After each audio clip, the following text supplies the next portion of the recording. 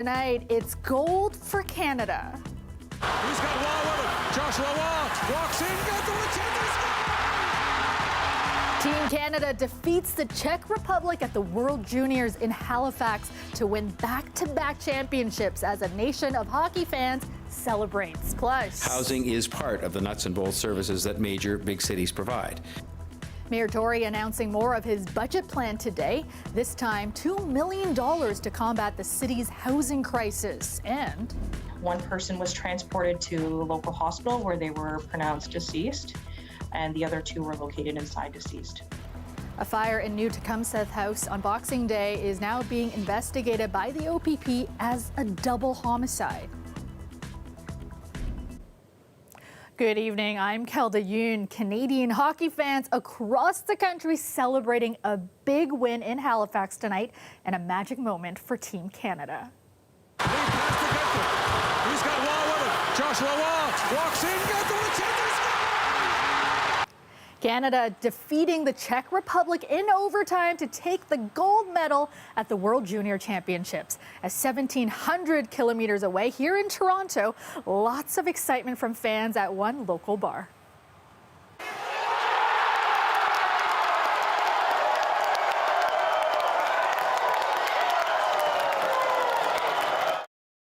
Our Greg Ross is live for us tonight at that bar, Real Sports. And Greg, a little bit quieter there now than it was a couple of hours ago. What a nail-biter of a finish. The atmosphere must have been pretty electric there. Yeah, well, outside the arena in Halifax, this might have been the second best place to be to watch that game tonight. And what an incredible moment that you just showed here in this bar. Just to set the scene for you, there were a lot of people that showed up just to watch, of course, that World Junior Hockey Championship game. But there was also a Leaf game here tonight, just next door at Scotiabank Arena. The Leafs hosting the Kraken. The Leafs getting blown away tonight. So a lot of their fans came over here to watch the end of this game. So they were here for the third period and, of course, that overtime. So it was absolutely packed in here at that moment. And for the fans that were here all night, bit of a roller coaster ride. Canada looking good early on in this game. In fact, they would open the scoring in the first period on a goal by Dylan Gunther to make it 1-0. And then in the second period, it was captain Shane Wright who would make it 2-0 for Canada with a beautiful backhander into the top corner. And then in the third period, up 2-0, Canada seemed to be cruising, but the Czech Republic late in that third period managed to score a couple of quick goals to even things up, force overtime, and then of course it set up that beautiful moment at the end. That overtime winner, it was Gunther again scoring his second of the game, converting on a 2-on-1 pass. Just a beautiful goal, and of course fans all over this country celebrating and cheering. But we were able to talk to the fans in the moment here at Real Sports. That was insane. You know, Canada's a better team. I think we all know that, but that's a special ending, and I think we're going to remember that one for a long time in this place. You can feel the energy, you can feel the vibe of everyone just coming together. It's something like you've never experienced before. It was a little nervy going into OT. Obviously getting those 2 goals late in the third for Czechia was a little unnerving, but we got the win. That's all that matters. I don't think it could have went down a better way. Gunther had a great tournament. He was huge for Canada. He scored some big goals. And honestly, I had a feeling inside that he was going to get the game winner. I'm a new hockey fan. All I can say is I love Canada. Yeah, just one of those great moments where people come together to watch a hockey game, and of course, a very exciting night. Canada winning its 20th gold medal at the World Junior Hockey Championships, and not surprising, Connor Bedard, the 17-year-old sensation for Team Canada, winning the most valuable player of the tournament. I mean, he had 23 points in this tournament. That is the most by any Canadian player in a single tournament. He also now holds the record for the most points all time at the World Juniors for a Canadian. So he was outstanding in this tournament.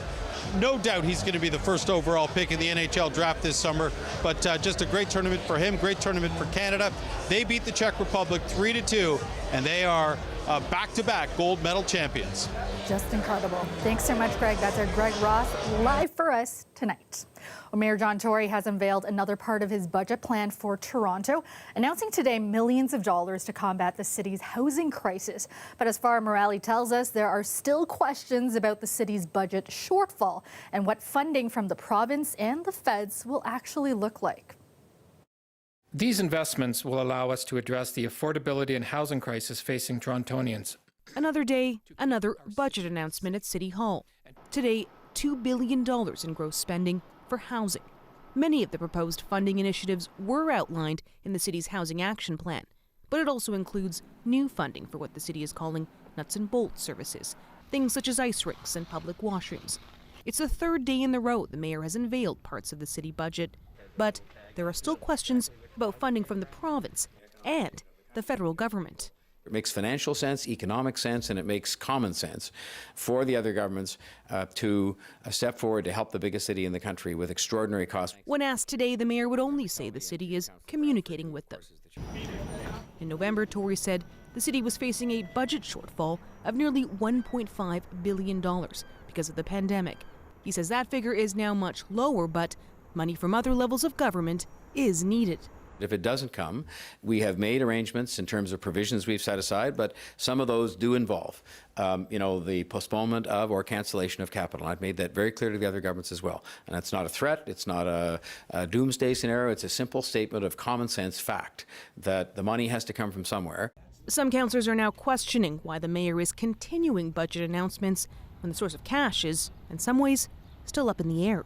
I just don't think it's responsible or fair to be announcing tens of millions of dollars in expenditures before we have any idea where that money is going to come from and if we've got enough money to balance this budget. It is troubling.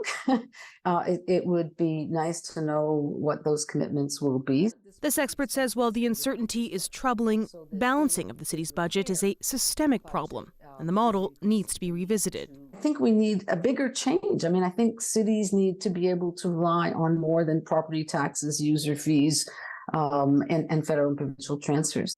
With all this uncertainty, Mayor John Tory will have to present a balanced budget next week. It's expected to go to a final vote at Council on February 14th.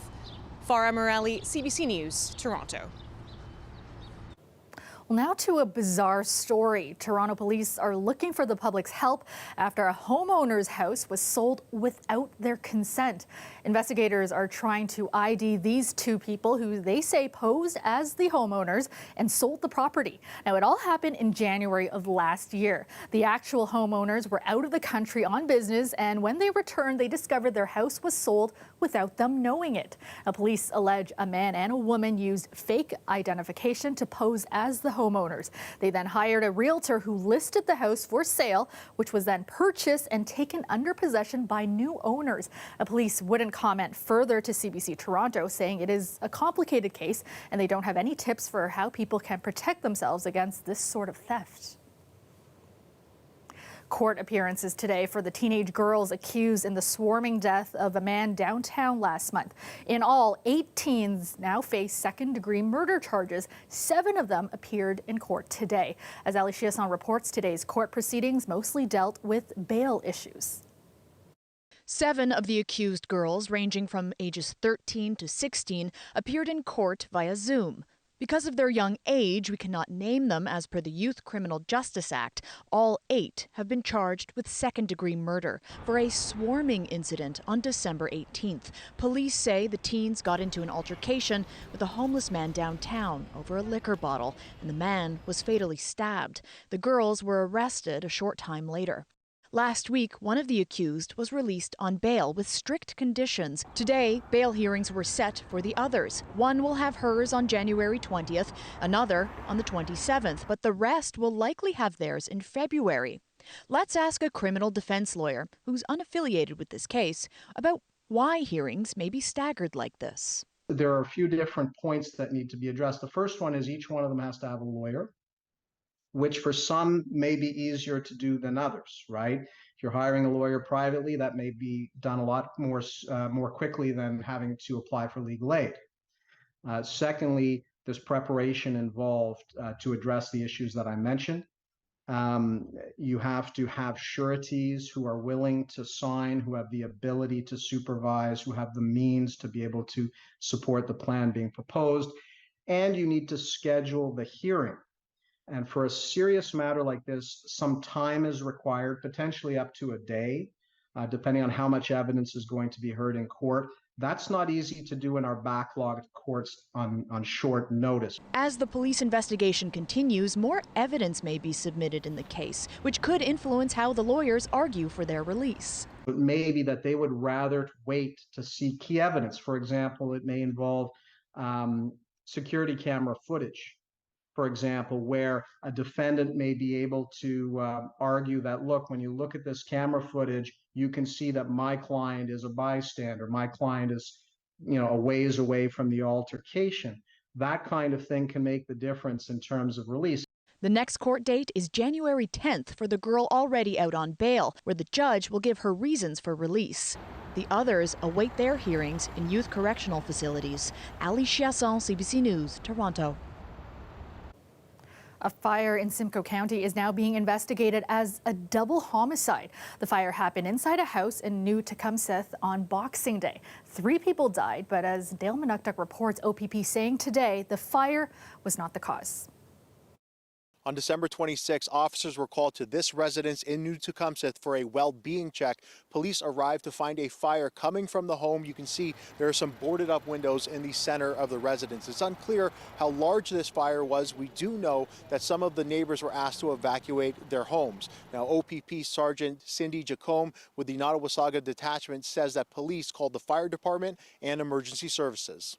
Inside the residence, there were 3 people located. 1 person was transported to a local hospital where they were pronounced deceased, and the other 2 were located inside deceased. Police have confirmed that the cause of death was not due to the fire. The deceased have been identified as 48-year-old Adrian Nessich, 45-year-old Christopher Nessich, and a 9-year-old child. The deaths of Adrian Nessich and the child have been confirmed as homicides. Police can confirm that there's no threat to public safety. This is being treated as an isolated incident, so we are not looking for anyone else at this time. An online fundraiser has been created by Christopher Nessich's brother Michael. In it, he writes there was significant fire damage within the house. Firefighters were able to rescue the family dog. All possessions, clothing, and personal items were lost in the fire. Both Chris and Adrian's entire family are heartbroken and devastated.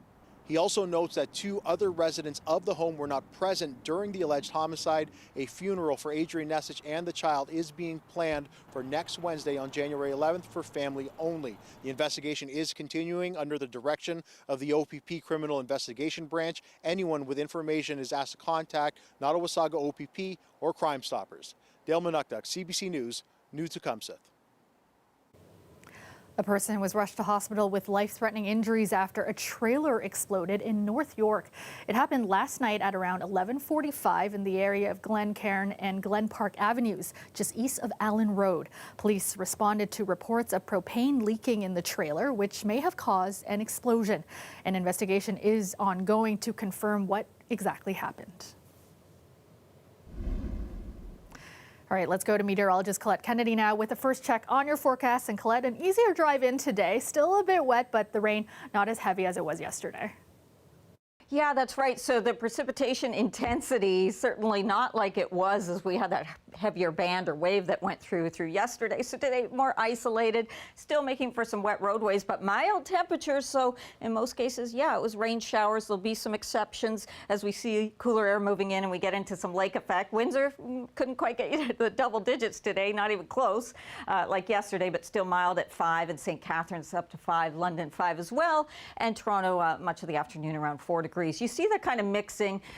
These are somewhat isolated, but they mix, and then in the overnight as the temperature falls off and gets cooler, becomes more wet flurry activity. But close to the lakeshore through the GTA tomorrow, mostly it'll be in the form of some light isolated rain showers. Further north, it will stay mostly as some wet flurries. And as some lake effect does set up here and there over the next few days, we'll get some reduced visibility there into cottage country. So it's just something to be mindful of around Georgian Bay. Keep the umbrella around, but nothing too heavy that you need it necessarily. If you got a hood you could pull up or on your rain jacket or that kind of thing. But tonight down to 0, so we are down to freezing where we get into that mixing. And then light showers, still mild tomorrow, that daytime high up to 4. Looking for some sunshine. I have some in the forecast, Kelda. I'll show you when coming up. Okay, thanks so much, Colette. Welcome back. Sick parents can have a hard time finding helmets that fit their children who wear religious head coverings. Well, cue one Brampton mom who came up with a solution. Talia Ricci has the story.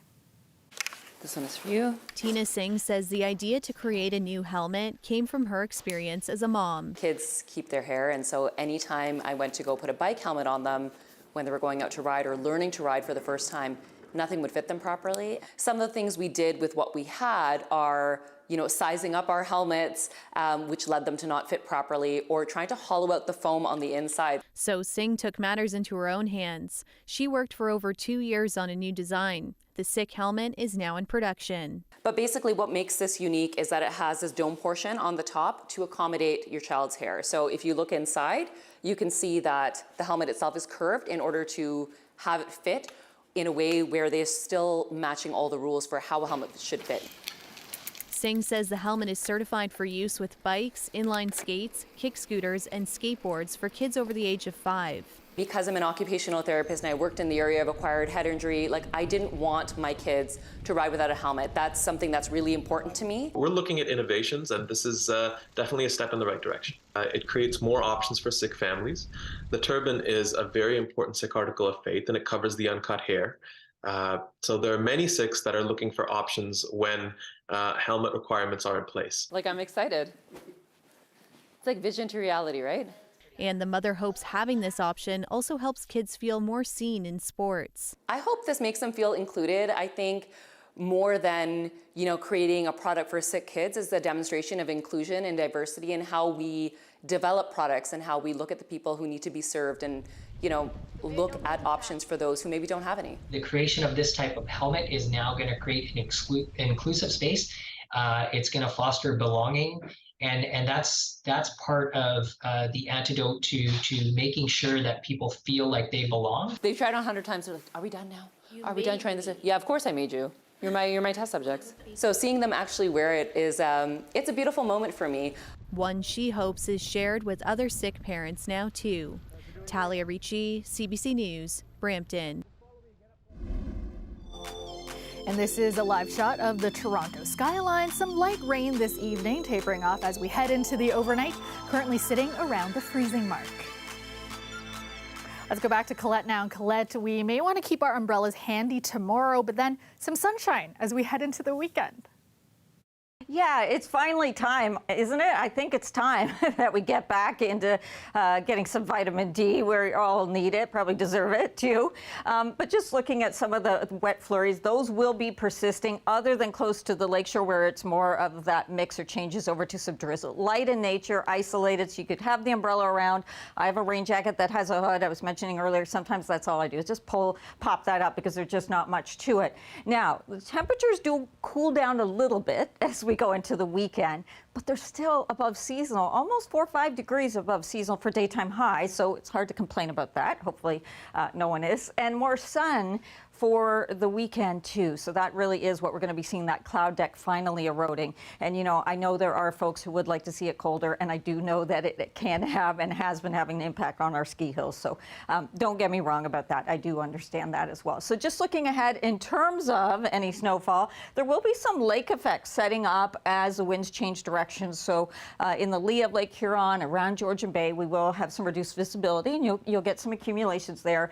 Close to the lakeshore, we get into that mix. It's isolated tomorrow, but it's even some wet flurries just kind of change back into those isolated showers here and there. Not a lot to it, but a lot of clouds. The odd sunny break isn't out of the question, but there's not going to be much to it. And so then as we look forward into Saturday, I do think early Saturday, some cloud cover, it will thin out, and then we see it breaking apart. So earlier in the day for Windsor, you should get into the sun, and then by afternoon, things looking better into the GTA, and then it carries on and improves even more into Sunday, all right? Overnight tonight, a look at your temperatures.